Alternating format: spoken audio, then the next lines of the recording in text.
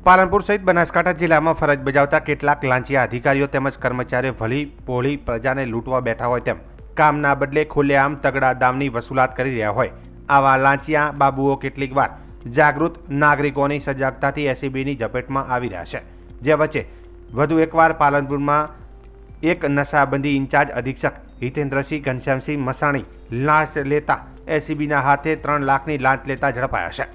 જેમાં પ્રાપ્ત માહિતી મુજબ નાગરિકને હેલ્થ પરમિટ લાયસન્સ મેળવવા સારું નશાબંધી અને આબકારીની કચેરી પાલનપુર ખાતે અરજી કરેલ, જે હેલ્થ પરમિટનું લાયસન્સ આપવા સારું આક્ષેપિતનાઓએ કાયદેસરની ફી ઉપરાંત 7,000ની ગેરકાયદેસરની લાંચની માગણી કરેલ, જે ગેરકાયદેસર લાંચની રકમ ફરિયાદી આપવા માંગતા ન હોય ફરિયાદીએ બનાસકાંઠા એસીબીનો સંપર્ક કરી ફરિયાદ આપતા ફરિયાદના આધારે ગોઠવેલ લાંચના છટકા દરમિયાન આ કામના આરોપીઓએ ફરિયાદી સાથે સ્થળ પર હેતુલક્ષી વાતચીત કરી લાંચની રકમ સ્વીકારી પકડાઈ જઈ ગુનો કર્યો હોય તેના વિરુદ્ધમાં એસીબીએ કાયદેસરની કાર્યવાહી હાથ ધરી હતી।